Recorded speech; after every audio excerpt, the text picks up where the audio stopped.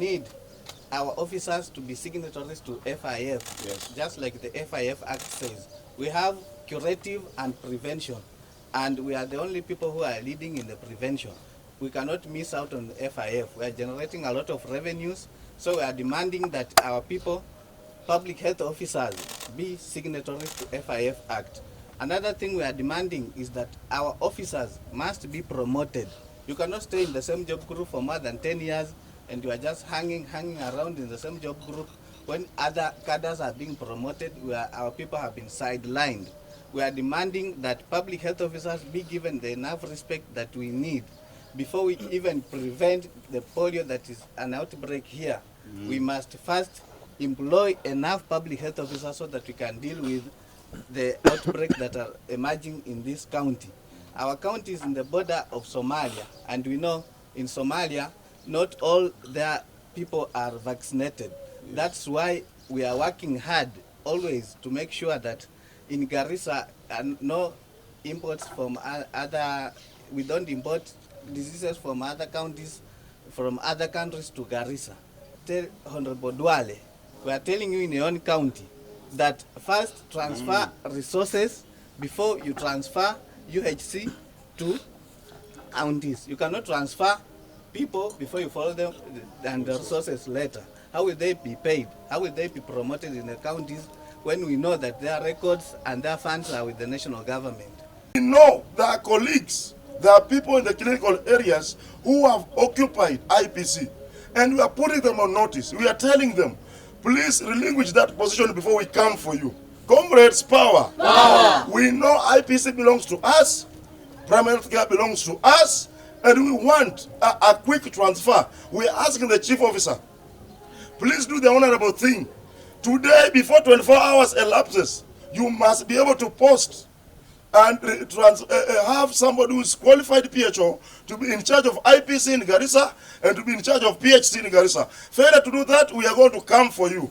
Because we cannot be allowing intruders, people who masquerade as PHOs, who behave like PHOs coming in to be in charge of IPC and PHC.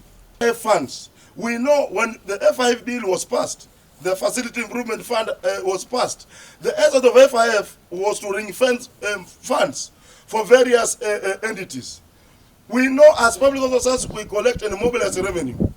It is very sad that we collect revenue and we mobilize revenue, and then in the FIF Act, that revenue is not ring-fenced. Comrades, power. We know our colleagues have been denied access to their accounts. We can be able to authoritatively report that our colleagues, some of them, do not even know when monies are being withdrawn. And we want to say it categorically here, because we mobilize medical certificates. We do yellow fever, things to do with food hygiene licenses. We mobilize those resources. It will be immaterial and very impractical for somebody to say that a sub-county or a PHO cannot be able to access Facility Improvement Fund. We are 62 officers in the county, 62. And according to WHO, every one officer needs to take care of about 7,000 population out of a possible population of 800. Yes. Yeah. So you find that there's a very huge gap. Yeah.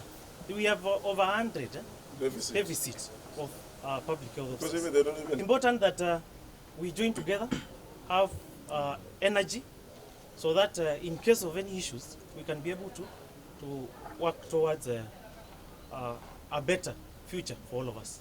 The biggest issues in our county on public health are outbreaks. Outbreaks that are always consistent. You'll find that we have outbreaks of polio, we have outbreaks of measles, we have cholera in very huge numbers. Currently, we have dengue fever and measles. We are currently investigating a case of polio in the Dab, and that is generally the work of public health officers, whom we are talking about unfair treatment by the county. So we request that these officers be looked at by the county so that they can get their rightful share of employment.